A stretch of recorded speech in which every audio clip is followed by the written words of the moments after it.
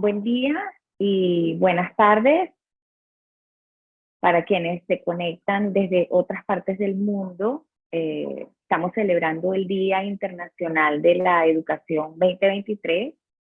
Nos complace haberles convocado desde el Instituto Internacional de la UNESCO para la Educación Superior en América Latina y el Caribe, IESAL, a un webinar para analizar los principales retos, tendencias y mecanismos de políticas públicas gestionados por los gobiernos de América Latina y el Caribe para democratizar el acceso a la educación superior.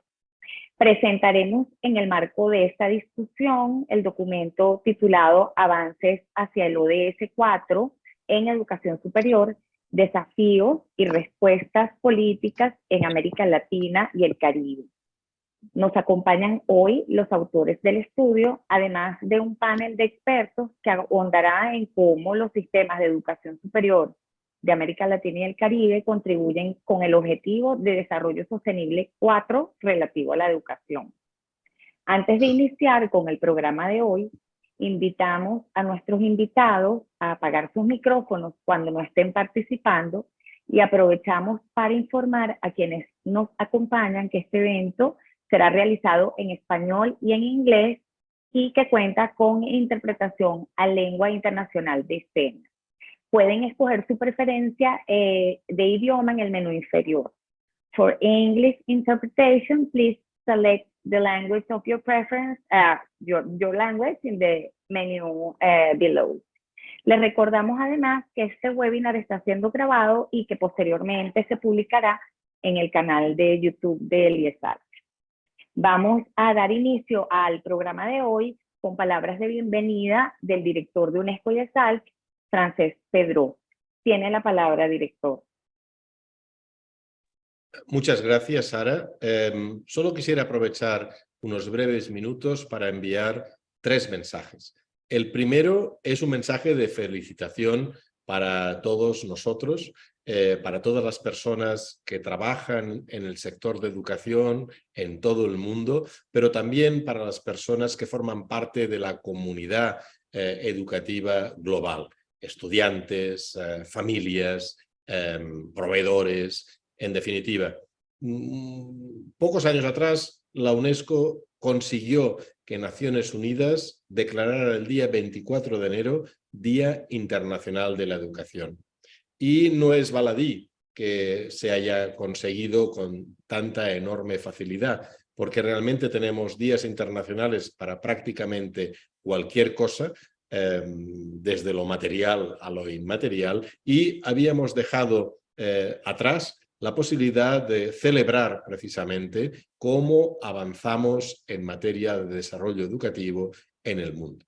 Ese es el primer mensaje, por tanto, de felicitación. El segundo, en el fondo, es también una oportunidad para felicitarnos, porque si comparamos los objetivos del desarrollo sostenible con los objetivos del milenio, en materia educativa, una de las cosas más relevantes, no diría la más relevante necesariamente, pero sí una de las más relevantes, es que por primera vez la agenda internacional en materia educativa habla de educación superior y habla de distintas formas de educación superior o, si lo prefieren, de educación postsecundaria.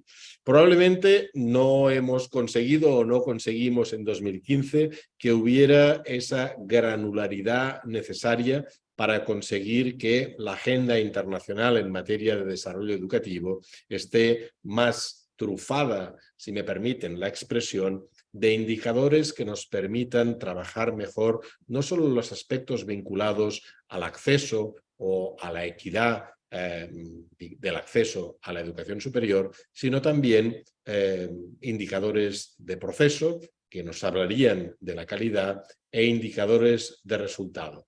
El interés político global que existe también en nuestra región en materia de educación superior necesita efectivamente de sistemas de indicadores internacionales más potentes, que nos ayuden a entender no solo cómo evolucionan nuestros sistemas, sino también por qué lo hacen en una dirección o en otra, ¿no? Por tanto, digamos, felicitarnos también en el día de hoy porque gracias a la colaboración entre la Oficina Regional de la UNESCO para Educación en Santiago y nuestro instituto, conseguimos efectivamente desarrollar un magnífico, yo creo, capítulo que permite entender la evolución del sistema al mismo tiempo que intenta lanzar algunas hipótesis explicativas acerca de las orientaciones políticas que se han dado en los últimos años y también los desafíos futuros, ¿no? Este es el documento al que Sara se refería al principio y que hoy lanzamos extrayéndolo de ese informe global.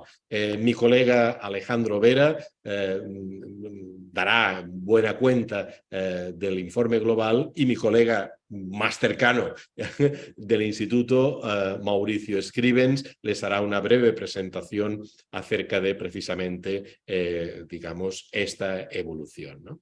Entonces, junto a ello, tendremos un breve panel hecho de personas que comparten responsabilidades políticas en gobiernos, puesto que en definitiva ustedes podrían decir, bueno, pero ¿por qué no están las redes de universidades? ¿Por qué no están las instituciones? Porque en definitiva, aunque es verdad que necesitamos a todos los actores, los compromisos de avance hacia los objetivos del desarrollo sostenible son compromisos de los países y son compromisos básicamente adquiridos por los gobiernos. En aras del tiempo decidimos centrar la atención precisamente en 3 propuestas distintas. Jamaica, representada por precisamente el presidente del Consejo de Gobierno de nuestro instituto, Cuba, representada por la viceministra, y finalmente Chile, un país que ahora está empezando a desarrollar nuevas políticas y que nos parece, en cierta manera, un laboratorio interesante para toda la región.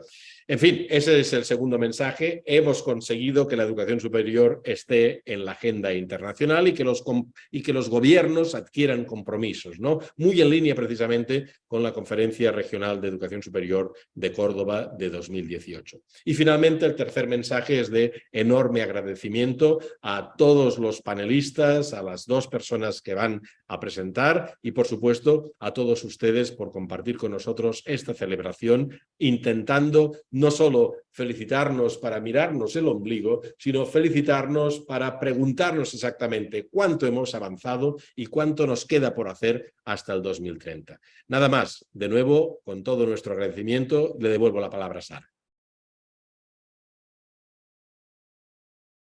Muchas gracias, director, por sus palabras. Entonces, y por hablar en detalle sobre este trabajo colaborativo con L'Oréal que nos complace presentar hoy.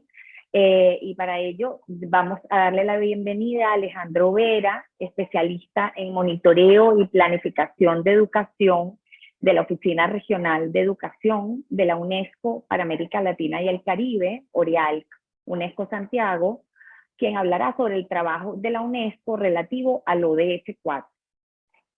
Alejandro Vera es licenciado en Economía por la Universidad Nacional de Córdoba y magíster en Políticas Públicas por la Universidad Torcuato Di Tella. Fue especialista de Políticas Sociales de UNICEF Bolivia y especialista adjunto del Instituto de Estadísticas de la UNESCO. Trabajó en el Ministerio de Educación de Argentina en planeamiento, programas socioeducativos y estadísticas. Tiene la palabra Alejandro Vera. Adelante. Muchísimas gracias, Sara, por esta generosa introducción y bueno, por supuesto también a Francés y todos los colegas de TESAL por esta invitación a ser parte de este lanzamiento. Y en un día tan importante y tan caro para todos nosotros como es el Día Internacional de la Educación. Así que realmente un gusto estar aquí hoy con ustedes. Voy a compartir pantalla para presentar algunas slides con algunos gráficos que quería mostrar. Así que ustedes simplemente me avisan si es que no se llegara a ver bien, pero debería estar todo funcionando perfectamente.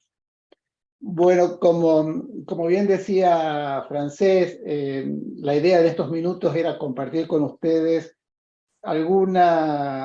brevemente cuál es el trabajo que estamos haciendo a nivel regional desde la UNESCO para lo que es el monitoreo, el seguimiento de la Agenda 2030, el capítulo de educación, el ODS 4, y contar un poco sobre este trabajo colaborativo que hemos hecho con el IESALC y, por supuesto, algunos de esos hallazgos que se pueden ver en este documento y en el reporte. Contarles que desde que inició esta agenda, desde que inició la Agenda 2030, ya por el año 2015, la región se dio una institucionalidad para acompañar esa implementación. En primer lugar, cuerpos de coordinación política para esta agenda, que toman forma principalmente a través de dos instancias. Por un lado tenemos las reuniones regionales de ministros, que ya hemos tenido 3 desde el 2015 hasta el 22, la última recientemente en mayo del 22 en la ciudad de Buenos Aires, donde por supuesto que los ministros toman compromisos, acuerdan agendas, énfasis, para dar una mirada regional a esta agenda que por supuesto tiene una perspectiva global. Y el segundo cuerpo es un comité directivo regional, donde tienen nuevamente representación los países, pero también los organismos internacionales, regionales, la sociedad civil, donde hacen las veces de un acompañamiento más ejecutivo de lo que los ministros deciden, ¿no? Y desde estas dos instancias, que se venía demandando ya temprano, desde el año 2015, la necesidad de tener también una instancia regional de monitoreo, ¿no? Tener algún tipo de balance, de análisis de cómo se estaba avanzando en la implementación de las políticas y en la consecución de los objetivos. UNESCO lo viene haciendo esto a nivel global, sobre todo a través de dos instituciones muy importantes de nuestra organización, como es el Instituto de Estadística de UNESCO y el equipo del informe GEM. Pero necesitamos también tener una perspectiva regional, aterrizar en nuestros problemas, en nuestras culturas, cómo se estaba llevando adelante esta agenda y cómo se estaba, qué logros estaban teniendo con el ODS 4 en la región. Y desde la UNESCO en Santiago, esta Oficina Regional de Educación, recogimos ese guante y hace un par de años empezamos a trabajar en un primer informe, que es el que mencionaba Francés, que dé cuenta de la implementación ya de casi 7 años de recorrido de la región en esta agenda. Y en este informe que publicamos en septiembre del año pasado, que se llamó La encrucijada de la educación en América Latina y el Caribe, tuvimos la colaboración no solo de organismos externos, como son las agencias hermanas del Sistema de Naciones Unidas, como la CEPAL y UNICEF, sino que dentro de la UNESCO realmente tuvimos allí un involucramiento todas las oficinas e institutos que tenemos presencia en la región.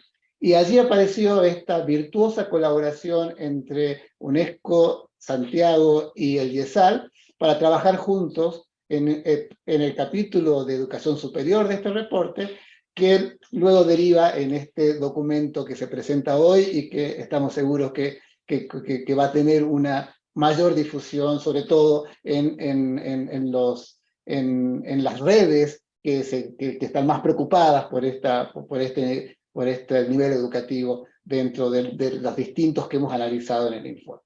Así que dicho todo este cuento institucional, pero que me parecía importante compartir con ustedes hoy, comentarles quizás muy rápidamente algunos de los hallazgos más generales que hemos tenido respecto del ODS 4 y 2 o 3 cosas que podemos decir de la educación superior para luego darle el pie a Mauricio, que seguramente va a profundizar un poco más. Lo primero que tenemos que decir, como todo informe de monitoreo, empezamos hablando de lo que es el contexto económico y social. ¿Y por qué es importante esto en este caso? Porque la implementación de la Agenda 2030, que comienza en el 2015, coincide en nuestra región con un cambio importante de ciclo de crecimiento económico. Veníamos, todos recordarán, de un ciclo expansivo muy importante que duró prácticamente 10 años, entre el 2003, 2013 hasta el 14. La región, los distintos países de la región habían crecido mucho de una manera sostenida a nivel de crecimiento de sus economías, ¿no? Lo que se llamó el boom de los commodities de las primeras 2 décadas del siglo. Sin embargo, cuando empieza la Agenda 2030, coincide con el agotamiento, con el final de este ciclo. Entonces, cuando vemos, por ejemplo, el último quinquenio, entre el 2015 y el 2020, el crecimiento en esta región ha sido muy bajo, yo diría en promedio prácticamente nulo, ¿no? Y a esto se suma todavía la crisis profunda que hemos tenido en el 2020, producto de la pandemia, que ha afectado desde ya las economías y los sectores sociales de cada uno de nuestros países, ¿no? Entonces, este es el contexto económico-social en el cual se ha implementado la agenda, que desde ya no es demasiado atractivo en términos de lo que se puede hacer. ¿Por qué? Porque esto trae implicancias en los aspectos sociales, por ejemplo, los indicadores de pobreza, de desigualdad, y también en las disponibilidades de recursos fiscales que tienen los gobiernos para llevar adelante sus agendas, ¿no? Entonces tenemos que tener presente que este ha sido el telón de fondo en el cual le ha tocado a la región implementar esta agenda. ¿Y qué implicancias puede haber tenido esto en educación? Obviamente uno no puede hacer correlaciones directas o implicancias directas con algunas variables, pero si miramos, por ejemplo, lo que ha sido la inversión en educación, la inversión pública, medida como un indicador de esfuerzo financiero por la educación, los dos indicadores clásicos que utilizamos para cuando hablamos de esta dimensión, que es cuánto representa la inversión pública en educación, que incluye, por supuesto, la inversión en educación superior, cuánto representa del gasto público total o cuánto representa del Producto Interno Bruto, cualquiera de los dos indicadores que utilicemos, justamente vemos cómo a partir del año 2015 empieza a haber una caída de esa relevancia de la inversión pública respecto de otras medidas de recursos, ¿no? O sea, hay una caída de ese esfuerzo. Esto no significa exactamente que hay menos recursos fiscales, pero sí que los países están priorizando menos la educación a partir del 2015 en adelante. Siempre que hablamos de situaciones regionales, hablamos de promedio. Por supuesto, cuando uno mira países, las situaciones pueden ser diferentes y habrá situaciones coyunturales, pero la foto del continente, la foto de la región, nos habla de cierto retroceso de la relevancia de la educación en términos de inversión en los países. ¿Y qué significó esto en términos de los indicadores educativos, de las variables? Bueno, en el informe que los invito a consultar, hay mucho análisis sobre esto, pero yo quisiera, antes de entrar en la educación superior, hablar de dos tendencias que se ven bastante transversales en distintos indicadores.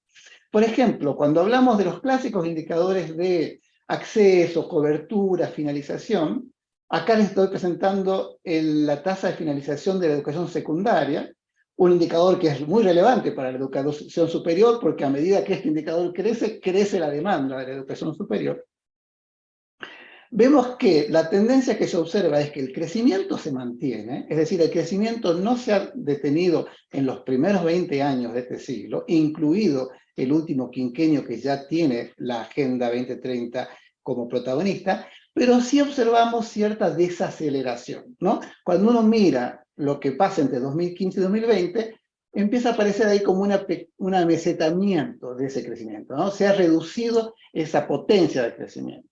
Y esto es lo que vemos sistemáticamente en la mayoría de los indicadores de este tipo, ¿no? Lo que tiene que ver con acceso, con cobertura y con finalización. E incluso más grave, en algunas variables importantísimas para nuestra educación, como son los aprendizajes, vemos directamente un estancamiento. Quizás la buena noticia que uno ve es que como ya tenemos niveles bastante altos de cobertura y de finalización, estamos hablando acá de un 80% para la secundaria baja, un 60% para la secundaria alta, esto viene acompañado de cierto cierre de brechas, ¿no? Obviamente, con las coberturas van creciendo, las brechas lentamente se van cerrando, ¿no? Hay mejoras en términos de equidad, muy lentas, es un tema de largo plazo, pero esas brechas se cierran. Y esto lo quiero dejar marcado aquí para hacer un contrapunto quizás con algo que está sucediendo en educación superior. Y entonces, esta es un poco como las grandes tendencias que vemos, ¿no? El crecimiento de los indicadores continúa, pero empieza a notarse la desaceleración, empieza a notarse el estancamiento, aunque las brechas continúan en una tendencia de cerrarse. Por supuesto, estamos hablando pre-COVID, ¿no? Otra historia será lo que cuando podamos analizar la información cerrada de los últimos años. Voy a dedicar los últimos minutos a decir 2 o 3 cosas de lo que encontramos para educación superior. A ver, cuando hablamos de educación superior, quizás el fenómeno más relevante que uno encuentra aquí es que en los últimos 20 años ha habido un crecimiento realmente importante de este nivel educativo. Este es un fenómeno global, el IESAL lo ha estudiado, hay reportes que están allí a disposición, es un fenómeno que ha sucedido en todo el mundo, pero América Latina y Caribe ha sido parte de ese fenómeno. Vemos que prácticamente la matrícula de educación superior en nuestra región en los últimos 20 años se ha triplicado. Hemos pasado de 11 millones aproximadamente a actualmente casi 30 millones. Y su correlato en una tasa de cobertura, el indicador clásico que utilizamos, que es la tasa bruta de matriculación, se ha más que duplicado.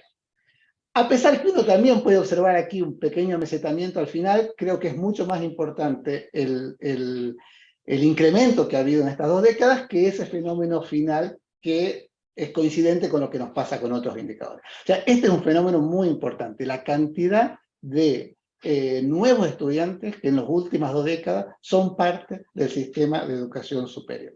Ahora, por supuesto que esto no implica que las situaciones de los países sean iguales. Acá simplemente para mostrar esas diferencias, relacionamos 2 indicadores. La misma tasa de cobertura que está en el eje de abajo, en el eje horizontal, que vemos que, por supuesto, no todos los países tienen las mismas coberturas, y lo comparamos en el eje vertical con un indicador de graduación, ¿no? Entonces, con estos 2 indicadores solamente vemos que las expresiones que esto toma en cada país son muy diferentes. Seguramente Mauricio y los colegas que van a continuar con la discusión podrán dar cuenta de esas particularidades, esos contextos que realmente uno tiene que tener en cuenta cuando analiza cada uno de los países. Y solamente para mostrarles una mayor complejidad, el tamaño de las burbujas habla de la participación del sector público en esto. Entonces allí vemos que cada país es un mundo, pero no dejan de ser parte de esta tendencia general de crecimiento del sistema. Y último dato que quería compartir con ustedes, que creo que es la señal de alerta que quizás más preocupante que aparece en este reporte, es que este crecimiento reciente de la educación superior, que recién llega como al 50% de cobertura, a diferencia de lo que nos está pasando en los otros niveles educativos anteriores, no está acompañado de un cierre de brechas. Al contrario, las brechas parecen en este tiempo haberse estado agrandando un poco más, ¿no? Es decir, este incremento de cobertura ha estado beneficiando a aquellos sectores que ya tenían un mayor acceso a la educación. Todavía no han logrado alcanzar en manera proporcional a los sectores o a las poblaciones que tienen mayores dificultades. Acá hay 2 ejemplos de eso. Cuando vemos el acceso por nivel de ingreso, los niveles el quintil de mayores ingresos ha crecido más proporcionalmente que el de menores ingresos. Y lo mismo nos pasa con la brecha entre mujeres y hombres, que en el caso de la educación superior de la región favorece a las mujeres.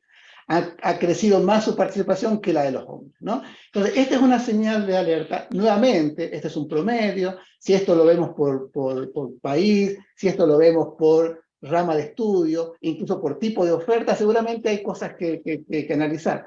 Pero la foto general es que las brechas se están incrementando y que necesitamos hacer políticas activas para que esto se cierre, porque la otra sería esperar que el simple crecimiento, cuando lleguemos a coberturas del 60-70%, nos va a pasar lo mismo que nos pasa en la educación básica, donde las brechas se están cerrando, ¿no?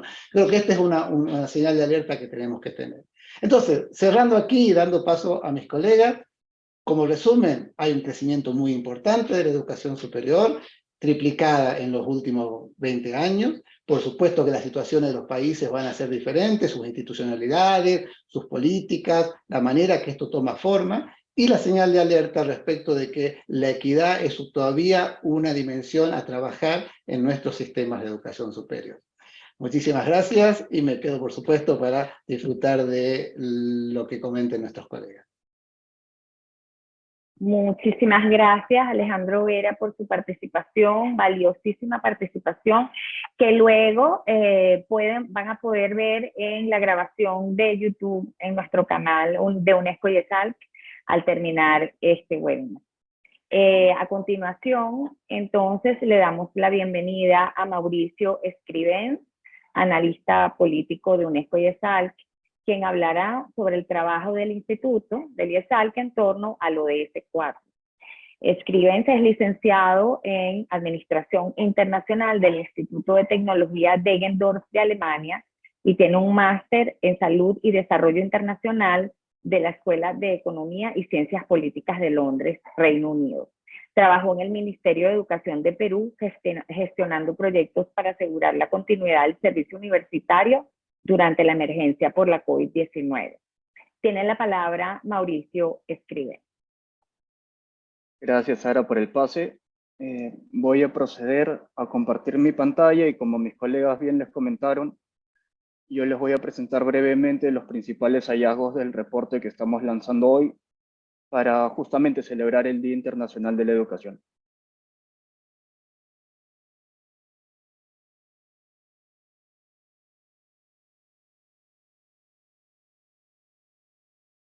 Bueno, ¿qué buscamos con este reporte? Creo que es una pregunta que nos hacemos todos y los tres pilares que ven en sus pantallas pueden dar una respuesta de qué es lo que buscamos. Por un lado, reforzar el concepto de la educación superior como un derecho, destacando en todo momento la relación que ésta tiene con el ODS 4, particularmente con el objetivo 4.3, que está enfocado en el acceso igualitario a una formación de calidad.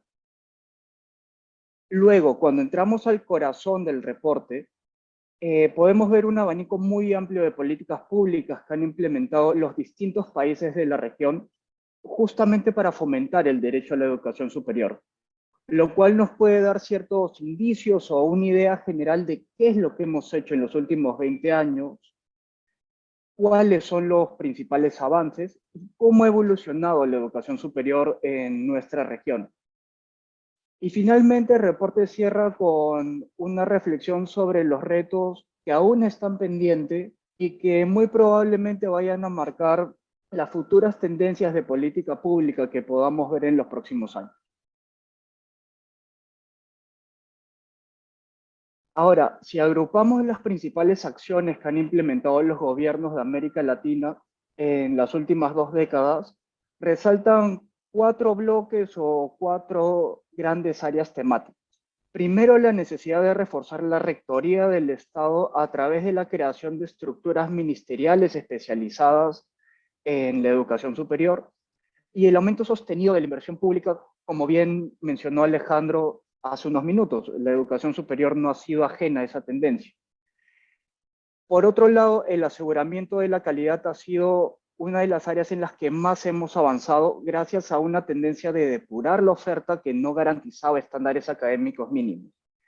Y también a la creación de agencias aseguradoras de la calidad especializadas en garantizar que los estudiantes efectivamente tienen el derecho a una educación de calidad.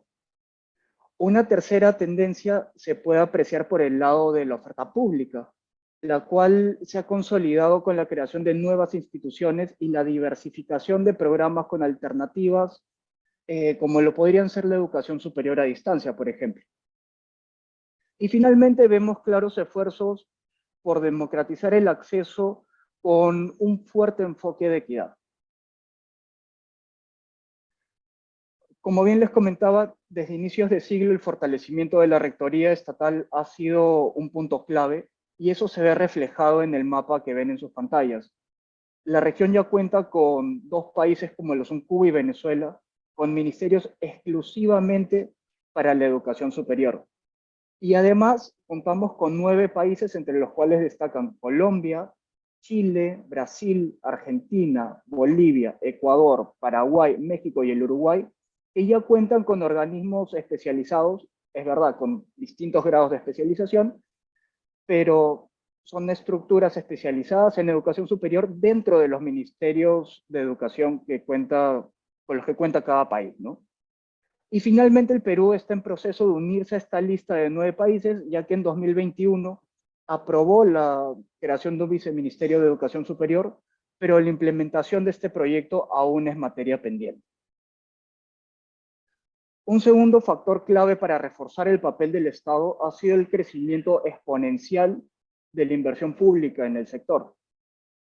esta tendencia refleja un mayor posicionamiento de la educación superior en la agenda pública y también en la agenda de los mismos gobiernos, ¿no? Y vemos casos como pueden ser el de Argentina y Brasil, que en cuestión de muy pocos años eh, lograron duplicar la inversión pública como porcentaje del PIB, y en países como Chile, este indicador incluso se llegó a triplicar. Pero lo que más resalta, y si bien se requieren más estudios para determinar una relación causa-efecto, es que el inicio de este crecimiento coincide con la creación de estructuras especializadas dentro de los respectivos ministerios. Esto se puede deber en cierta medida a un trabajo más cercano con el ministro, o como les comentaba anteriormente, a una mayor priorización del sector en la agenda pública. En cuanto al aseguramiento de la calidad, este se dio como la principal respuesta ante el crecimiento descontrolado de la oferta, tendencia que se originó debido a la fuerte demanda por acceder a la educación superior. Y en este punto debo destacar que desde la UNESCO destacamos que el acceso sin estándares de equidad no refleja el derecho a la educación. Y en muchos casos esa fue la situación que vivimos a inicio de siglo. Por eso, en la gran mayoría de países latinoamericanos se vieron esfuerzos sustanciales por depurar la oferta. Incluso en las últimas leyes de Brasil, Chile, Colombia, México, Paraguay, Perú y el Uruguay, los procesos de licenciamiento, acreditación y evaluación son componentes centrales en los marcos regulatorios. ¿Y cómo se lograron implementar estos procesos? Bueno, principalmente se dieron a través de una intervención colegiada y la creación de agencias independientes responsables del aseguramiento de la calidad. Vemos excepciones como el caso de Bolivia y los países caribeños que optaron por un licenciamiento, un aseguramiento de la calidad más pegado a patrones anglosajones, pero la gran mayoría de países latinoamericanos optaron por esta tendencia internacional de licenciamiento colegiado. Y bueno, quería destacar el caso peruano, cuyo licenciamiento culminó en el año 2020, pues refleja los claros esfuerzos que se han hecho a nivel regional, ya que en Perú, al terminar este proceso, se cerraron más de un tercio de las universidades que operaban pre-ley universitaria, por no poder cumplir con las condiciones básicas de calidad. Ahora, cuando vemos el crecimiento de la oferta pública, vemos que esta se ha consolidado de distintas maneras, ¿no? Una de ellas ha sido la creación de nuevas instituciones. Vemos, por ejemplo, en Argentina, que se crearon en tan solo 5 años 11 universidades y 145 institutos superiores, mientras que países como México optaron por fortalecer la oferta enfocada en comunidades indígenas a través de la creación de universidades interculturales. Es más, en México entre 2003 y 2008 se fundaron 7 universidades interculturales de naturaleza pública. Por otro lado, la diversificación de la oferta a través de modalidades como la educación superior a distancia ha sido una clara tendencia que se dio incluso antes de la pandemia. Es cierto, se fortaleció a raíz de la COVID-19, pero ya veíamos un crecimiento sostenido desde antes. La cobertura de esta modalidad ha crecido en 73% desde 2010, mientras que la presencial solo lo hizo en 27%. Y ya en 2010, el 12% de los estudiantes de pregrado en nuestra región se encontraban matriculados en programas a distancia. Claro, si analizamos este crecimiento por países, vemos que ha sido muy heterogéneo. Y destacan casos como el de Brasil, que con más de 1 millón de estudiantes es el país con la mayor matrícula en esta modalidad, o los casos de Colombia y México, que tienen una participación entre el 14 y el 18% de la matrícula a distancia. En cuanto a las políticas de acceso e inclusión, se pueden identificar múltiples fórmulas para integrar a las poblaciones que han sido tradicionalmente excluidas de los sistemas de educación superior. Y es precisamente por esta diversidad, por los múltiples enfoques con los que los países de América Latina han abordado esta temática, que aprender de la experiencia comparada resulta clave. Brasil, por ejemplo, adoptó una política de cuotas que reservan el 50% de los cupos en universidades federales para egresados de escuelas públicas.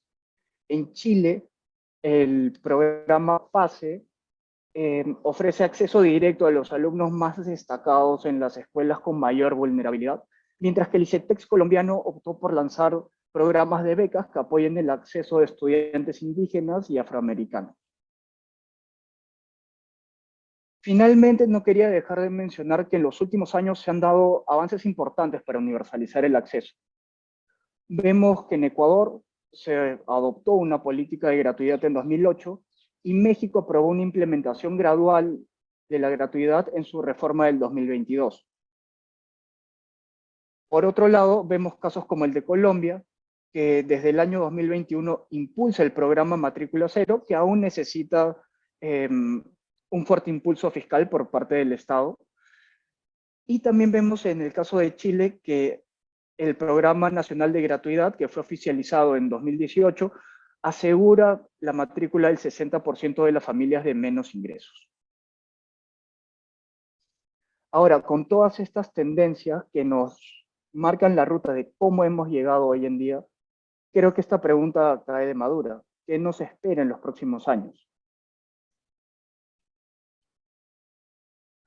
Y es por eso que quería cerrar la presentación destacando 4 retos que, en nuestra opinión, creemos van a ser claves en el futuro. Primero, la COVID-19 tuvo un efecto disruptivo a todo nivel, pero también nos abrió ventanas de oportunidad y definitivamente hay lecciones aprendidas valiosas que debemos capitalizar. Se han hecho inversiones en infraestructura, en tecnología, en entornos pedagógicos más innovadores, y nuestra gran misión, o una de las grandes misiones, va a ser capitalizar todas esas lecciones que nos ha dejado la crisis. Segundo, América Latina ocupa una de las últimas posiciones en cuanto a investigación, innovación y generación de conocimiento. Promover esta misión en particular de la universidad podría ser uno de los puntos clave a futuro. Tercero, promover la movilidad entre las distintas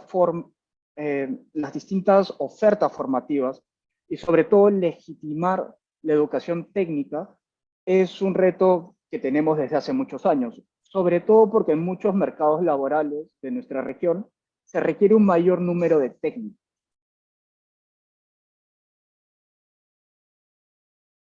Y finalmente, debemos entender que la educación es un proceso a lo largo de la vida que no inicia en la educación superior, sino viene desde la educación básica, secundaria, y culmina en el nivel superior, ¿no? Es decir, necesitamos entender la educación como un bloque integrado con mecanismos de articulación mucho más sólidos.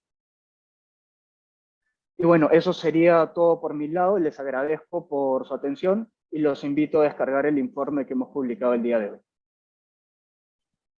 Muchísimas gracias, Mauricio Escrivens, por la presentación del informe que hoy estamos lanzando, aprovechando el Día de la Educación. Y antes de dar inicio al panel del día, titulado ¿Cómo contribuyen los sistemas de educación superior de América Latina y el Caribe al ODS 4, compartiremos información biográfica breve sobre quienes nos acompañan en esta discusión. El señor Damian Black nos acompaña hoy, comisario y consejero delegado de la Comisión de Educación Terciaria de Jamaica. Durante su carrera en la enseñanza superior, ocupó cargos en el Consejo Universitario de Jamaica, el University College of the Caribbean, el Seminario Teológico de Jamaica y el Portmore Community College. Ha trabajado principalmente en administración académica y liderazgo organizativo y es presidente del Consejo de Gobierno del IESAL. También nos acompaña la señora Miriam Alpizar, viceministra de Educación Superior de Cuba, doctora en Educación de la Educación y profesora de la Universidad de La Habana. Tiene un máster en Administración y es licenciada en Economía. Premio Nacional de Investigación Científica de la Academia de las Ciencias de Cuba 2018. Es investigadora en gestión universitaria y actualmente vicepresidenta del Consejo de Gobierno del IESAL. También participa en el panel de hoy Gustavo Fuentes Gajardo, subsecretario subrogante de Educación Superior y jefe de División Jurídica de la Subsecretaría de Educación Superior, Ministerio de Educación de Chile. Fuentes Gajardo es abogado con maestrías por la Universidad de Girona y la Universidad degli Studi di Génova, Italia, y la Austral de Chile, y tiene un diplomado en Regulación y Derecho Público por la Universidad de Chile. Bienvenidos a este panel que será moderado además por el director del IESAL, Francesc Pedró, a quien le invitamos a tomar la palabra. Bienvenido. Muchísimas gracias, Sara, y bienvenidos, bienvenida a este panel. En primer lugar, déjenme que comparta con ustedes, espero, la fascinación por las presentaciones que hemos escuchado, que hemos tenido el placer de ver, tanto de nuestro colega de Santiago, Alejandro Vera, como de Mauricio Escribens. Evidentemente, como muy bien ha indicado Alejandro, hablamos de cuestiones, digamos, que intentamos que sean representativas de la región, pero somos perfectamente conscientes de la enorme variedad de perspectivas que tenemos aquí, ¿no? De la enorme riqueza que tenemos. Precisamente, espero que esta riqueza esté representada justamente en estos tres países. No hay tiempo para más, por desgracia, pero en estos tres países que representan modelos muy distintos de educación superior y también, en cierta forma, orientaciones políticas distintas. Entonces, para facilitar sus intervenciones, hemos preparado con ellos básicamente dos preguntas. La primera tiene que ver con, digamos, este sentimiento un poco de tristeza. Yo creo que ya se ha iniciado con la presentación de Alejandro y ha seguido también en el caso de Mauricio, cuando nos damos cuenta de que, a pesar de que la matrícula ha aumentado enormemente en la educación superior, y esperemos que siga así, a diferencia de lo que está sucediendo en el sector escolar, aquí parecería que efectivamente las brechas, las inequidades no paran de crecer. Brechas entre países, pero aún más significativamente brechas entre, digamos, estratos socioeconómicos distintos o perfiles de estudiantes distintos, ¿no? Entonces, quizá la primera pregunta sería, puesto que ustedes representan a gobiernos y orientaciones políticas, ¿por qué, a su juicio, a pesar de todo, esas diferencias no dejan de crecer? Voy a ceder la palabra en primer lugar al doctor Damian Black. The floor is yours.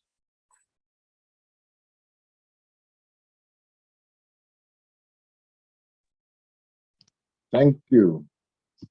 Thank you, Francis. Good morning, all.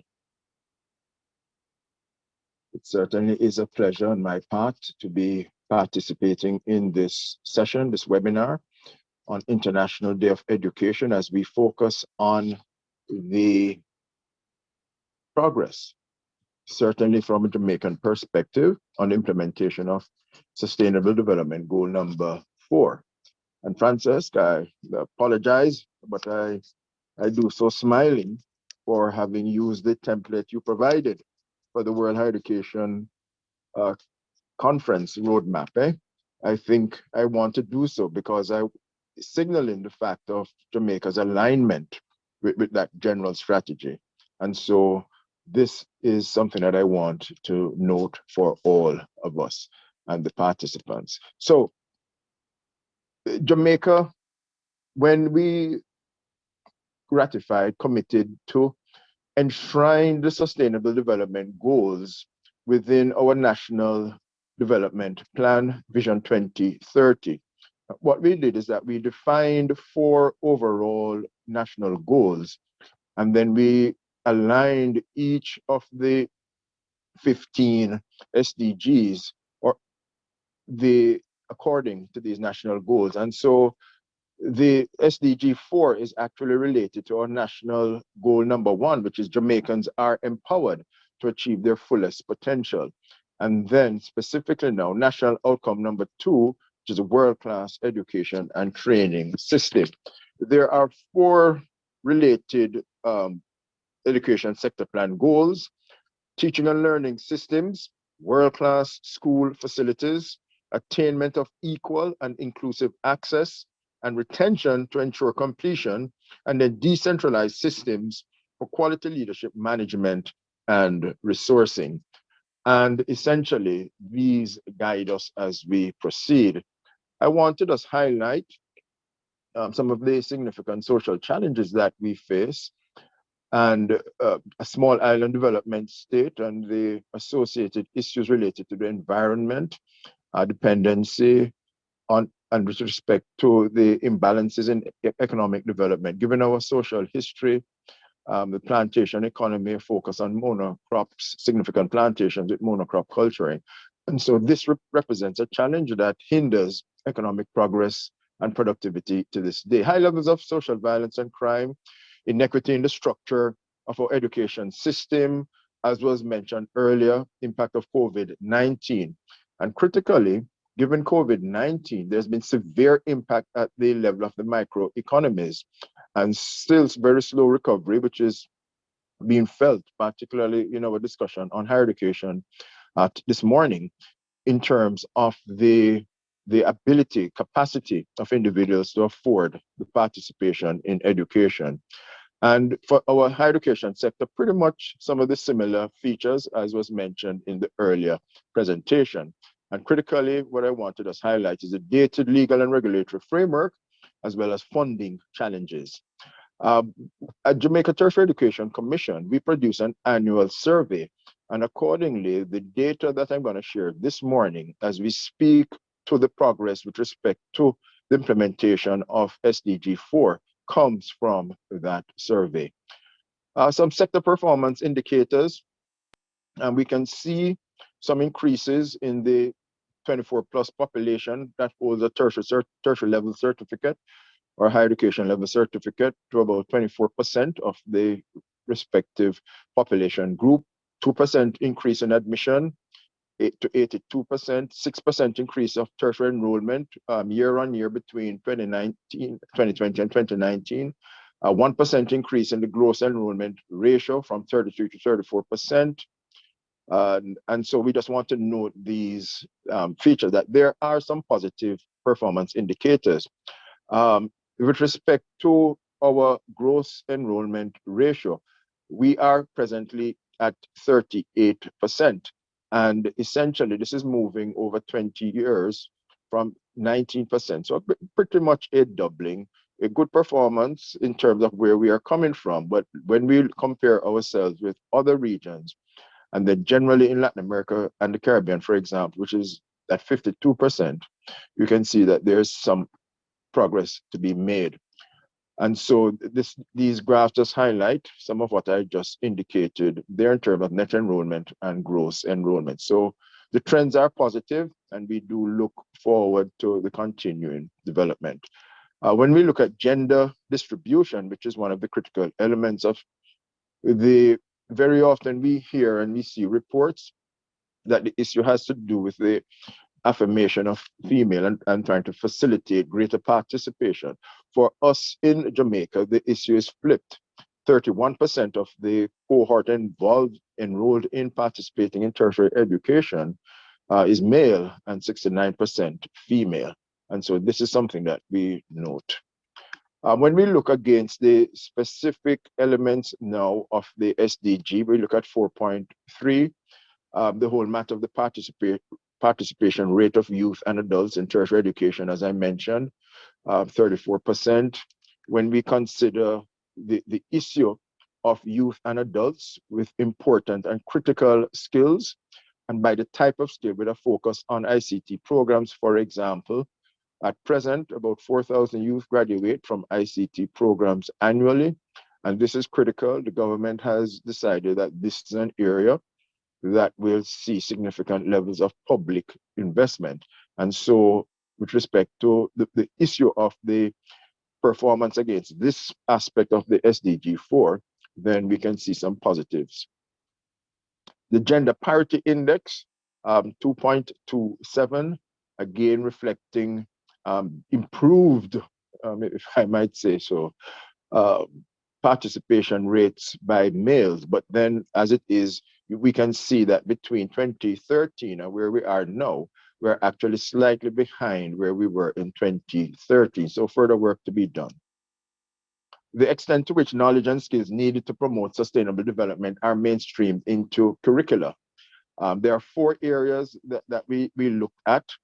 If we talk about the impact of sustainable environmental management on the curricula across the tertiary sector, we're seeing approximately a 36% impact, or the rate at which the curricula is reflecting these emphases.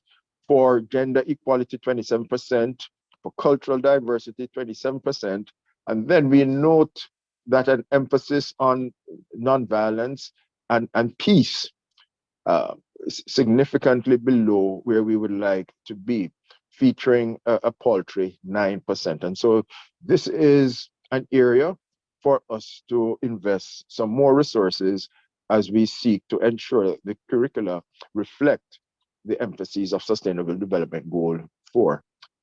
Now, I want to just highlight that whilst we do see some positives, modest, but nonetheless some positives, we do want to acknowledge the fact that there are certain factors that indicate threats to continued improvement in the performance indicators. So whilst, as I indicated, one of the overarching goals or objectives of the education sector plan is to strengthen the rates of completion, what we see at the tertiary level is that when we look at the 2 major institutions, which together have about 50% of the student enrollment, what we are seeing there is that the average graduation completion rate within the specified period for the program is approximately 45%.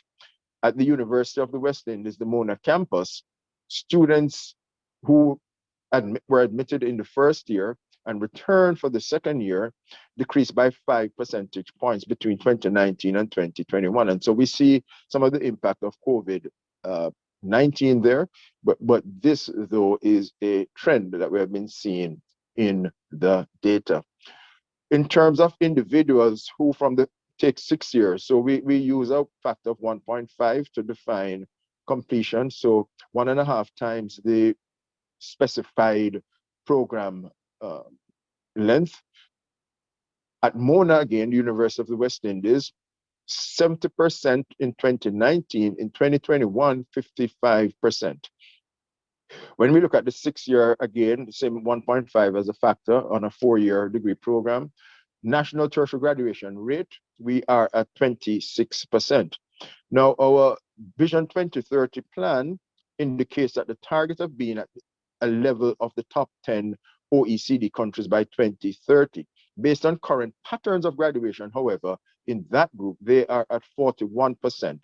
So there is some significant work to be done by us if we are to achieve these targets. What is critical here is the whole matter of funding and then historical challenges related to equity and access.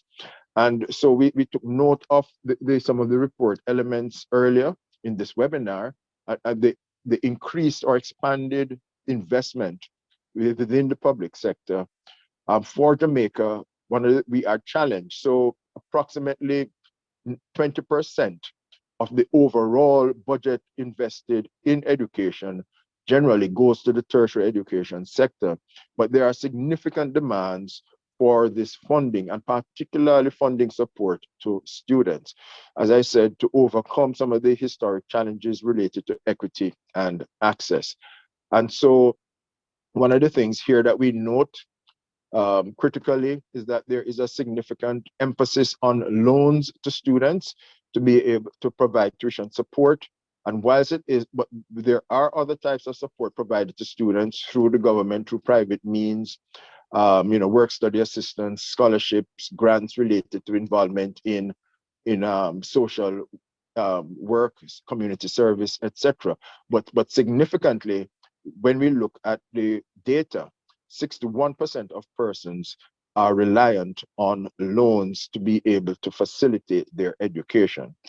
So when we touch the World Higher Education Roadmap and we look at the principles that are advocated by UNESCO through the World Higher Education Conference, I highlight 2. inclusion, equity, and diversity, and then sustainability and social responsibility. And one of the things that the data that we see here in Jamaica indicates clearly is a major effort required to achieve the principle and to have our system targeting, focused on, guided by issues of inclusion and equity. So as we speak this morning, one of the things that we are mindful of is the fact of the government has taken a decision to define a new reformed higher education policy and then with resulting legislation. We want to be focused on the regulatory and oversight framework, as well as looking at establishing modernized policy, but then critically funding. And so we are devoting some significant effort to define a funding model that will reduce the inequity in funding allocation, looking at increasing support to students, and then covering the other costs associated with education. Recently, the World Bank completed a public sector expenditure review focusing on education, and the findings are telling. Low learning outcomes impeding our human capital accumulation, for example, the issues of the greater equity lower in the system, such as that the early childhood, primary, secondary. But when you get to the tertiary level, it is skewed in favor of the richer quintiles, those students who are better resourced. And so the question that Frances asked is a significant one in terms of why is it that we're seeing the achievement gap increase. So we want to be able to focus our efforts, and this discussion today will certainly assist with a look at the funding model that we apply. It is recognized that the inequity is carried over into how we fund the system, and we do wish to transition to a different reality that will allow us to better reflect. So there are some positives, but we see the threats, and we have got to address the main issue, which is funding, that then facilitates the continuing gap between the better resource students and those who are vulnerable and at significant disadvantage. So I'm going to stop here and look forward to the discussion as we proceed. Thank you. Thank you very much, Damian. It has been really an impressive presentation, and I hope that you know, some of the key messages that you have sent to the audience resonate very well, I think. I'm going to switch now to Spanish. Quisiera destacar algunos aspectos de la presentación. En primer lugar, el énfasis en que este gobierno ha puesto sobre los aspectos relacionados con la financiación, en particular con la financiación de los estudiantes, como una herramienta básica para luchar contra las desigualdades. Y en segundo lugar, quizá destacar igualmente que son pocos los países a escala mundial que han sido capaces de tener una estrategia nacional en materia educativa en relación al ODS 4, y en este sentido los países que tenemos aquí representados, empezando por Jamaica, como habrán visto ustedes muy bien, tienen su propia hoja de ruta en la cual el desarrollo de la educación superior juega un papel crucial. Intentaremos, si el tiempo lo permite, volver sobre esta cuestión. Muchísimas gracias. Many thanks, Damian. Y ahora, sin irnos muy lejos geográficamente hablando, pero sí desde la perspectiva de un sistema muy distinto al que acabamos de ver, me gustaría conceder la palabra a nuestra vicepresidente, la viceministra Miriam Alpizar, para que nos comente desde la perspectiva de Cuba cómo analiza ella la situación de la educación superior en particular y qué esfuerzos están relacionando para garantizar la reducción de las inequidades. Adelante, viceministra, tiene la palabra. Buenos días, un gusto verles, agradecimientos por invitarnos a participar y felicitaciones en este día tan especial dedicado a la educación, en que se está realizando una importante conferencia acá en Cuba por el equilibrio del mundo, La UNESCO está también entregando aquí el premio José Martí a una personalidad muy importante también de la región. Pero bueno, quiero concentrarme en los temas tan interesantes que se han estado debatiendo y habría mucho que hablar, pero yo debo puntualizar que la transformación de la educación superior en Cuba empezó hace 60 años con una reforma universitaria en el año 62, y cuando habían pasado 15 años ya había de 3 universidades, ya había más de 40, y luego se crea el Ministerio de Educación Superior y ha sido una voluntad del gobierno de este país de mantener este ministerio por la prioridad que significa la educación en Cuba y lo que pudiera significar mezclarse con la educación general, que tiene un ámbito tan amplio desde la educación preescolar hasta la educación técnica profesional, bachiller, y por eso esa intención se ha mantenido a pesar de varios procesos de perfeccionamiento de los órganos de la administración del Estado. Luego, en esta última década de los años 2000, se han dado cambios bien importantes, y yo destaco llevar la educación superior a los municipios. Hace apenas unos meses se estuvo celebrando aquí el 20 aniversario de la creación de los centros universitarios municipales. Ese es un hito bien importante en la educación superior cubana, y me voy a permitir mencionar unos cuantos solamente.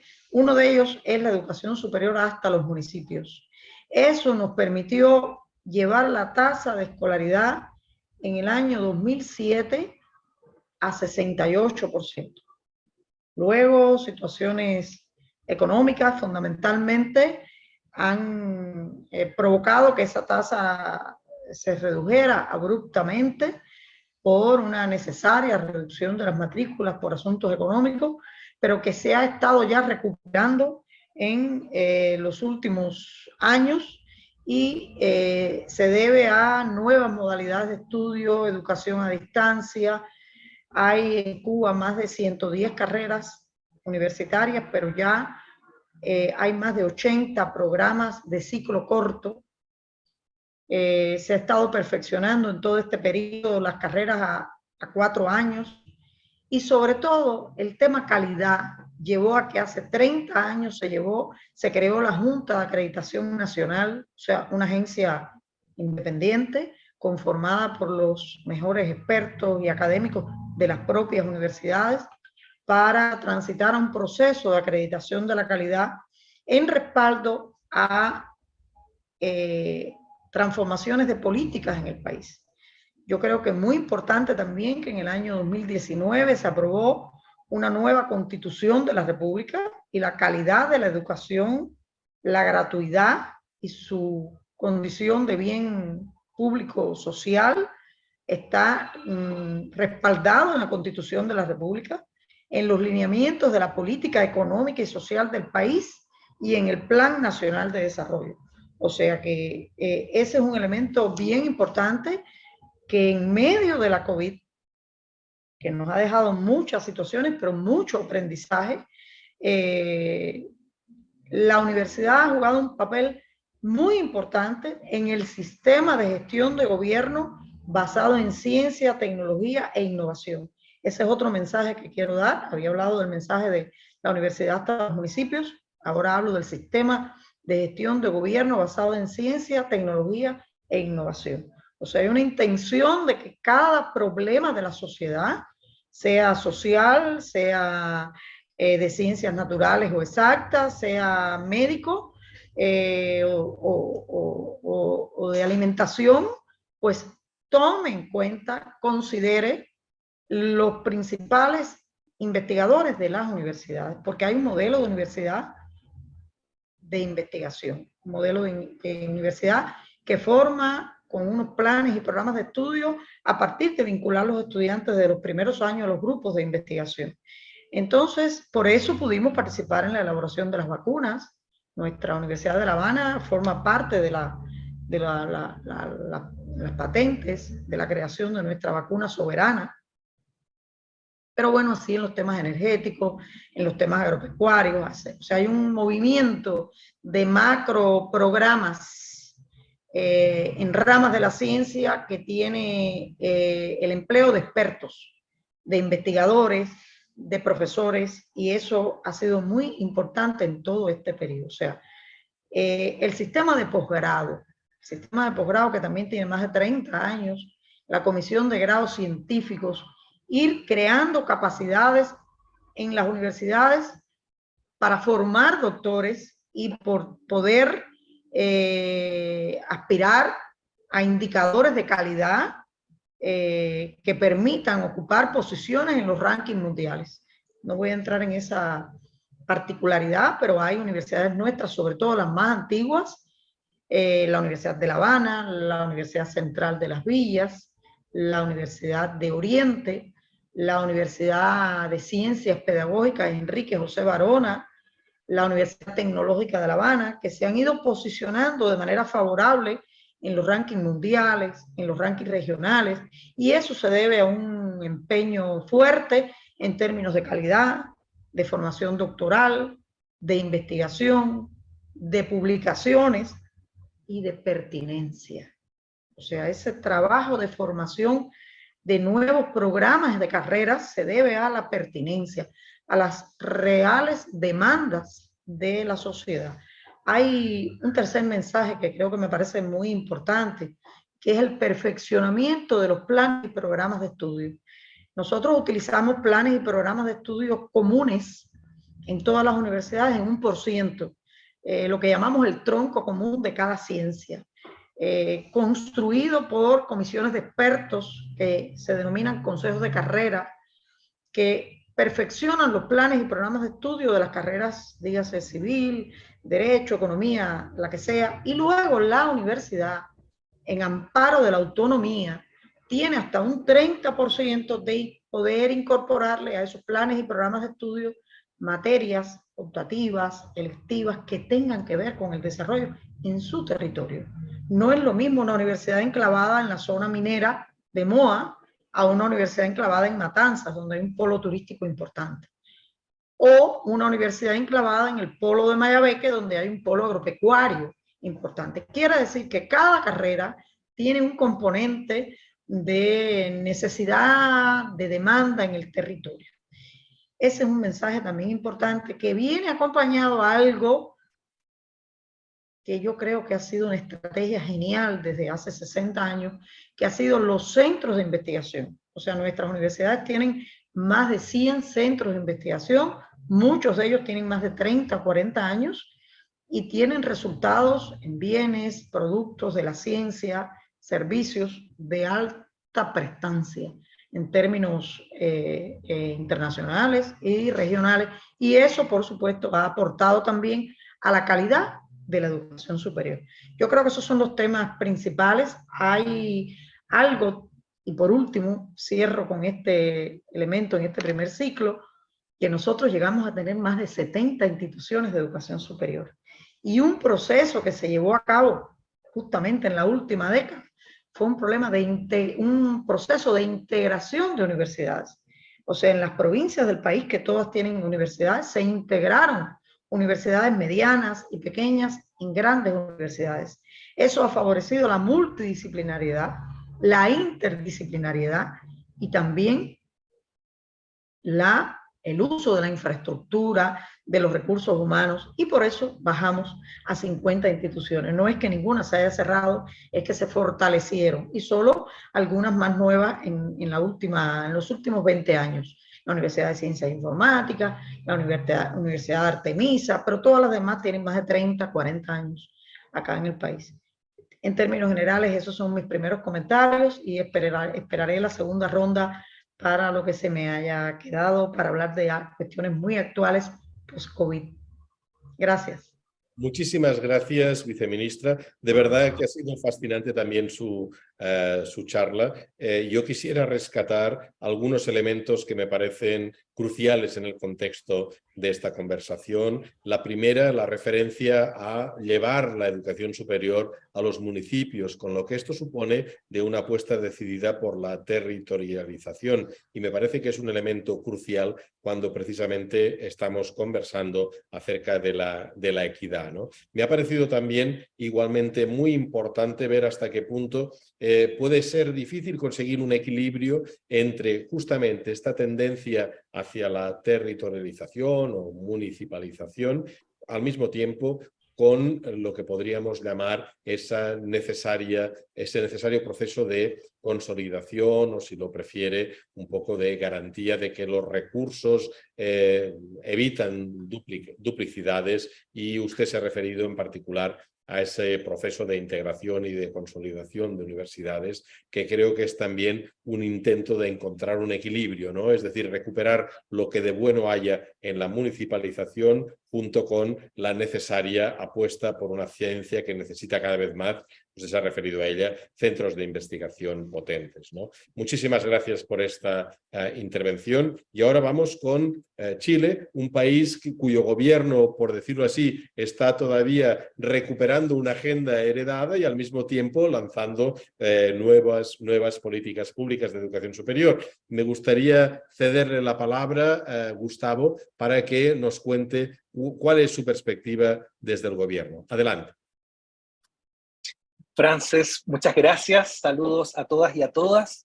Bueno, en primer lugar, agradecer la invitación a la Subsecretaría de Educación Superior de Chile a este webinar para discutir sobre los retos de educación superior para el desarrollo sostenible. Esta ha sido una de las agendas nuestras como gobierno que hemos impulsado y que nos interesa enormemente poder seguir avanzando.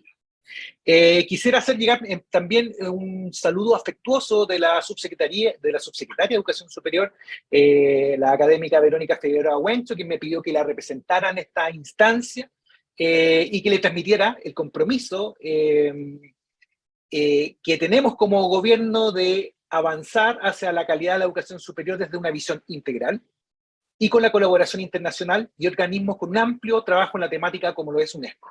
Bien. Nuestra agenda se sintetiza en lo siguiente: reconstrucción de la educación pública de gratuidad, de calidad y vinculada a las necesidades del país. Bien, previamente a desarrollar un poco cuál es el estado actual de la educación superior en nuestro país, vinculado a lo que ha sido planteado previamente, es que quisiera dar algunas respuestas a la pregunta que inicialmente nos invita a responder Frances, ¿no? Nos pregunta por qué aumentan las brechas entre los países ricos y pobres con los sectores menos favorecidos. Yo diría que a lo menos podemos adelantar dos cosas. En el caso de Chile, a pesar de los avances que ha experimentado el sistema en materia de justicia y equidad en el acceso, nuestro sistema superior sigue siendo sumamente segregado, consolidando determinadas jerarquías de prestigio donde las y los estudiantes que provienen de sectores más acomodados acceden a universidades de mejor calidad y de mayor tradición, versus estudiantes que pertenecen a los sectores más vulnerables que tienen menos oportunidades para acceder a buenas instituciones. Y por otro lado, el desarrollo científico y tecnológico que también podría explicar esta relación desigual, ¿no? Mientras que en los países más ricos las universidades destinan recursos importantes para el desarrollo de la actividad científica, promoviendo la investigación y publicaciones de vanguardia, en los países más pobres la educación superior mantiene un perfil principalmente docente, destinado prácticamente todos los recursos a la realización de clases, ¿no? Y al ejercicio de la docencia propiamente tal. Teniendo estas dos aristas, digamos, orientando un poco la pregunta inicial a la cual hemos sido invitados a conversar, yo quisiera referirme en qué estado está la educación superior chilena en estos aspectos. Bueno, nuestra Subsecretaría de Educación Superior, que pertenece al Ministerio de Educación, que es el ministerio rector, ¿no?, del país, tuvo una modificación en el sistema de aseguramiento de la calidad importante el año 2018. Bien, el sistema de aseguramiento de la calidad venía, digamos, desde el año 2006 a consecuencia de crisis en el caso de la educación superior, del aumento en la oferta de las instituciones de educación superior que podían otorgar estudios en educación superior. Bien. Este Sistema Nacional de Aseguramiento de la Calidad, creado en 2006, pero modificado en 2018, en conjunto con la creación de esta subsecretaría, los temas de educación superior eran vistos por entidades de menor relevancia gubernamental. Hoy en día esto está cristalizado en una subsecretaría de educación superior. Ha tenido un rol clave en el desarrollo de las políticas que han promovido calidad, pertinencia, articulación, inclusión y equidad del desarrollo del funcionamiento de las instituciones de educación superior, especialmente en materias de desarrollo, promoción, internacionalización, mejoramiento continuo, tanto de los dos subsistemas, el de educación superior universitaria y el de educación superior técnico-profesional. Bien. Para nosotros, como gobierno, y particularmente la Subsecretaría de Educación Superior, ha sido prioritario trabajar de manera coordinada en el Sistema Nacional de Aseguramiento de la Calidad en Educación Superior, el SINASES, que coordina el trabajo no solamente desde el Ejecutivo, representado por la Subsecretaría de Educación Superior, sino que vela por el sistema en un trabajo conjunto con el Consejo Nacional de Educación, que es el encargado de resguardar y promover la calidad de la educación superior a través del licenciamiento de nuevas instituciones de educación superior, o el cierre o revocación de reconocimiento de las instituciones o de las carreras. En segundo lugar, con la Comisión Nacional de Acreditación, cuya función es evaluar, acreditar y promover la calidad en las instituciones de educación superior, los institutos profesionales y los centros de formación técnica. Y en tercer lugar, el tercer ente que participa en nuestro sistema de aseguramiento de la calidad es la Superintendencia de Educación Superior, quien fiscaliza y supervigila el cumplimiento de las disposiciones legales y además, por cierto, que tiene una labor nueva, que es la de apoyar y hacer seguimiento a los nuevos centros de formación técnica estatales que desde el 2016 existen en Chile en cada una de sus regiones. Desde hace casi 20 años, en Chile se ha estado consolidando un sistema de aseguramiento de la calidad, tanto a nivel institucional como de carrera. Este sistema ha ido transitando desde las lógicas evaluativas y progresivamente ha ido alcanzando mayores niveles de complejidad y exigencia. La implementación ha permitido que las instituciones de educación superior incorporen en su quehacer una cultura de calidad que los orienta en distintos modos hacia un logro de la excelencia y hacia el cumplimiento de los objetivos y propósitos. Estos procesos de autoevaluación que tienen las instituciones de educación superior han permitido que éstas implementen ejercicios reflexivos sobre su quehacer, involucrando a toda la comunidad educativa. Muchos de quienes estamos actualmente en el gobierno, desde marzo del 2022, venimos del trabajo de las instituciones de educación superior, en particular la subsecretaria Figueroa, y también yo y parte del equipo directivo, trabajamos en la Universidad de Chile durante los últimos años, tanto académicos como profesionales de apoyo, justamente, y vimos todos estos procesos aplicados, ¿no?, de aseguramiento de la calidad. Sin perjuicio de lo anterior, en el actual gobierno, consideramos que el concepto de calidad no se debe limitar a la conceptualización clásica, que mide el quehacer sobre la base de los recursos, cuerpo académico, infraestructura, programas de estudio o los planes de extensión, sino que creemos que la calidad también debe entenderse con un enfoque integral en cada uno de los procesos institucionales. En ese sentido, para nosotros es importante avanzar en la reconceptualización de la idea de calidad, promoviendo que la calidad también tiene que estar enfocado, sus objetivos y resultados, con la equidad en el proceso formativo, es decir, cuando hay calidad, cuando hay más inclusión, más igualdad de género, menos violencia, menos acoso sexual en el espacio educativo, más interculturalidad y promoción de la salud mental. ¿Bien? Una de las estrategias que llevamos como gobierno y que está promoviendo esta Subsecretaría de Educación Superior, no solo dice relación con la inclusión como un área transversal. Por ejemplo, en los fondos para el apoyo al desarrollo estratégico se están pidiendo que las universidades fortalezcan sus mecanismos de inducción y acceso a la educación superior, que implementen sistemas de seguimiento a las etapas de los ciclos de la vida formativa del estudiante y que implemente acciones formativas de preparación para la vida laboral, incorporando en todas ellas una perspectiva de género, equidad, diversidad, interculturalidad e inclusión de personas con discapacidad. En este aspecto, y bueno, nosotros como gobierno llevamos recién 10 meses, lo cual ha parecido una eternidad para nosotros, pero en 10 meses, podríamos destacar como los principales logros. Uno, la creación en el acceso a la institución de educación superior de las distinciones a las trayectorias educativas en las pruebas de acceso a la educación superior, PAES, ¿no? Aquí lo que se hizo fue un cambio en el reconocimiento del exitismo del puntaje nacional, ¿no? Quien obtiene el puntaje más alto es reconocido por destacar otras 4 dimensiones que inciden en el desarrollo educativo de las y los estudiantes. Estas dimensiones son territorios, modalidad de la enseñanza, pertenencia a pueblos originarios y personas con discapacidad, los cuales además deben tener criterios de paridad para efectos de poder generar este reconocimiento. Lo que nosotros esperamos es avanzar en la construcción de una educación superior que refleje la diversidad del país y que valore la trayectoria educativa de los estudiantes, contribuyendo desde el ámbito de la equidad y la justicia social. Ahí tenemos un ejemplo concreto de acceso, ¿no? Donde estamos promoviendo estos nuevos principios.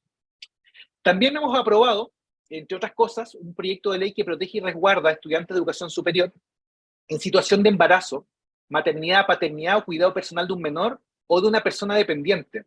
Esto es muy similar en el sector privado, cuando uno pide una licencia médica para cuidar al hijo o a la madre que está enferma. Bueno, estamos avanzando en un proyecto de ley en conjunto con algunos parlamentarios en que existe una conciliación de la vida familiar de quien cuida, porque muchos de los estudiantes también son cuidadores, con las actividades y responsabilidades académicas, para que se le permita resguardar el derecho a la educación que tienen todos los estudiantes, ¿no?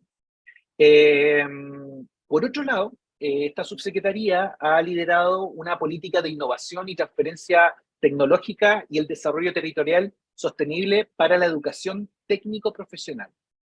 Aquí nos vamos en un ámbito que por lo general es olvidado, que es la educación técnico-profesional, y esto es un mandato que tenemos otorgado por parte del presidente de la República, don Gabriel Boric Font, y a través del cual lo que buscamos es dotar que la educación técnico-profesional tenga un nuevo sentido, que apoya la transición entre un nuevo modelo de desarrollo, impulsando que las instituciones de educación superior se inserten orgánicamente y se apoyen los ecosistemas donde existe innovación, transferencia tecnológica, desarrollo territorial, para así generar impactos positivos en el medio. ¿Bien?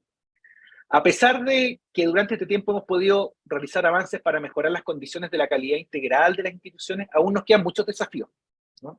De esta forma, lo que nosotros esperamos, a partir del año 2023 ya, iniciado durante este mes, es fortalecer el programa de acceso a educación superior, PASE, que se hizo referencia anteriormente, el cual busca permitir el acceso a la educación superior a estudiantes de enseñanza media destacadas o destacados, provenientes de contextos social o económicos vulnerables, mediante la realización de una preparación previa y apoyo permanente, contribuyendo a equiparar las condiciones desfavorables con los cuales muchos estudiantes ingresan a la educación superior y que luego generan las deserciones correspondientes.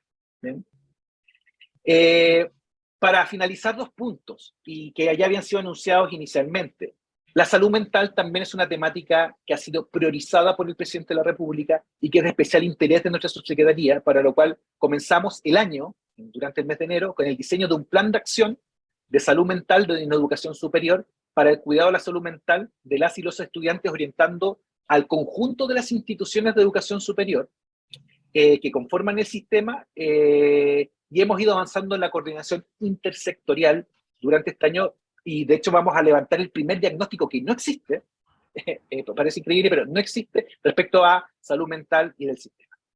Bien, Frances, para terminar, a nosotros como gobierno, en particular en representación de la Subsecretaría de Educación Superior, en este Día de la Educación Superior, quisiéramos reiterar, como Subsecretaría, que tenemos un profundo compromiso con que las instituciones de educación superior avancen a ser más inclusivas, diversas, interculturales y que contribuyan a reducir las desigualdades y a promover el desarrollo sostenible en sus comunidades. Esa es la educación de calidad de futuro que creemos. No es posible hablar de educación hoy si no hablamos de mujeres, si no hablamos de diversidad, de igualdad de género, de interculturalidad, del desarrollo de los territorios. No podemos hablar de educación si no hablamos de inclusión y acceso, así como también del seguimiento y del apoyo de estudiantes en su proceso formativo. Gracias. Muchas gracias, Gustavo. Realmente también impresionante.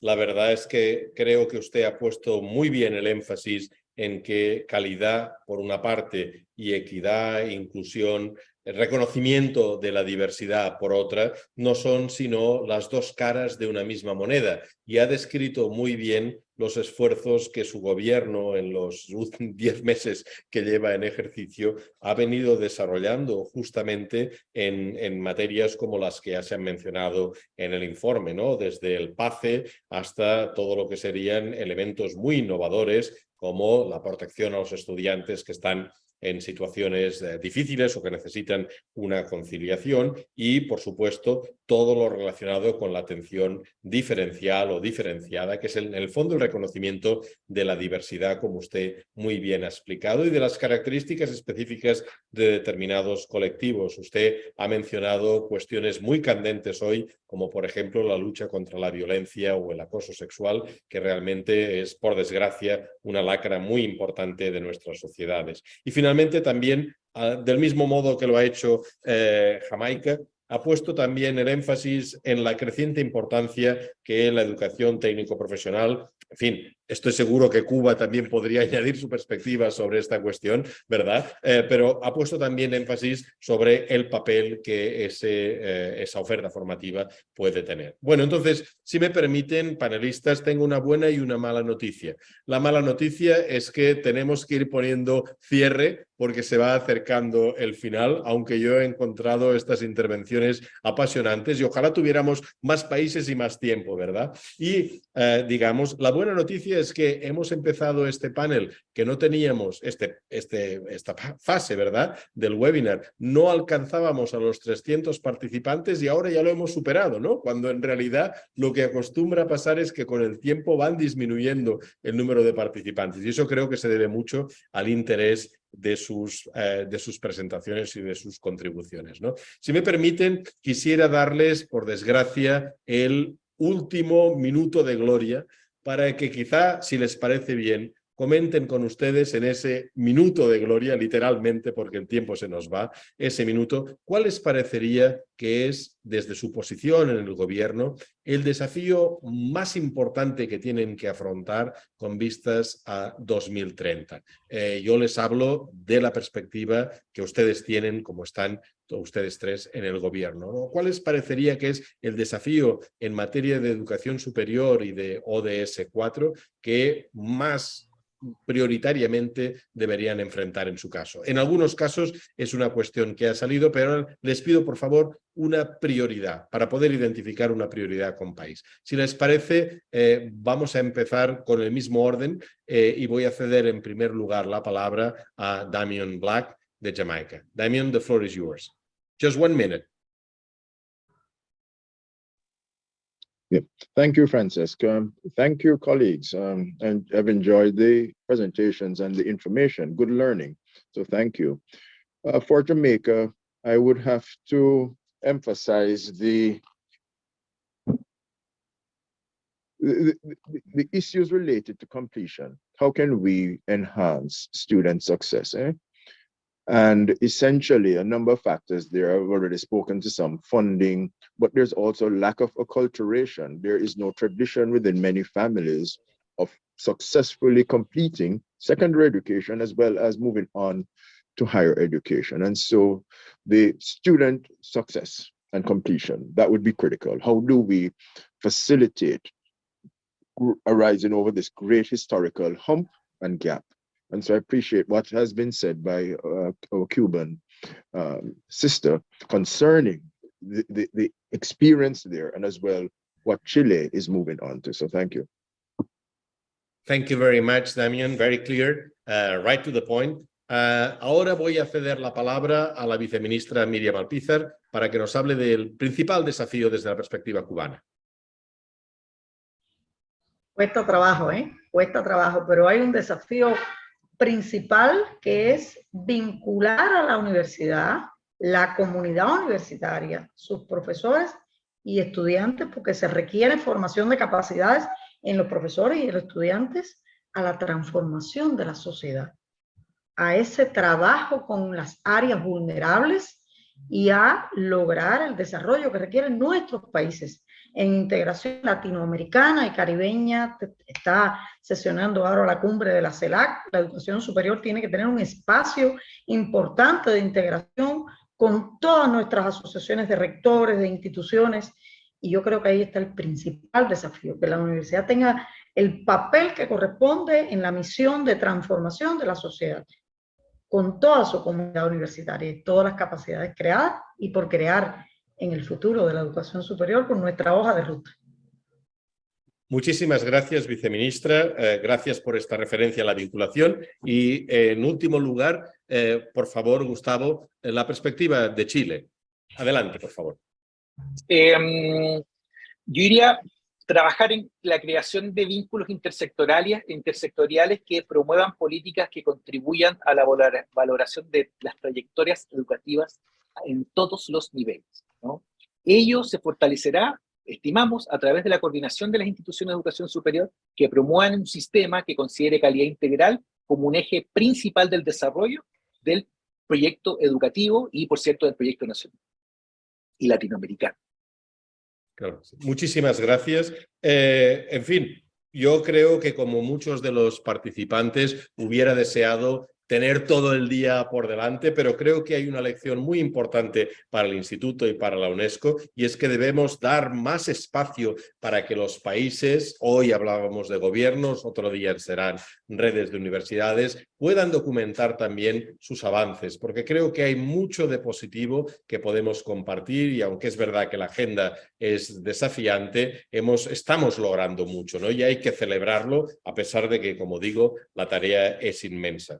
Creo que los tres elementos que ustedes han mencionado, el énfasis en el éxito del estudiante, como ha puesto de manifiesto Jamaica, o la vinculación entre educación superior y la necesaria transformación de nuestras sociedades y economías, como ha puesto Cuba, o finalmente esa llamada a una mayor intersectorialidad que nos recuerda inevitablemente que la educación superior no puede sola hacerlo todo porque la agenda es muy importante. Creo que son llamadas realmente a la acción muy importantes. Esperamos, digamos, conseguir documentar progresos en estos tres ámbitos. Y finalmente, para terminar, junto con agradecerles su presencia y la presencia de los más de 300 participantes, quisiera destacar dos elementos más. Primero, en el chat de esta aplicación pueden encontrar las versiones en español y en inglés de los documentos a los que nos hemos referido.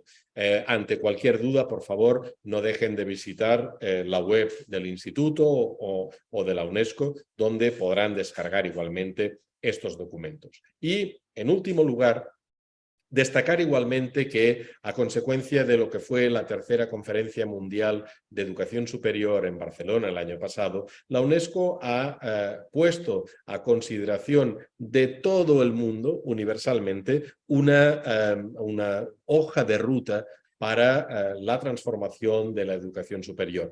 En algunos casos, como fue, por ejemplo, con Jamaica, como está siendo, por ejemplo, en Cuba, hemos sido capaces de desarrollar seminarios específicos para presentar esta hoja de ruta y analizarla. Pero, por favor, no esperen a que el país en el que viven se lance a la organización de esta actividad.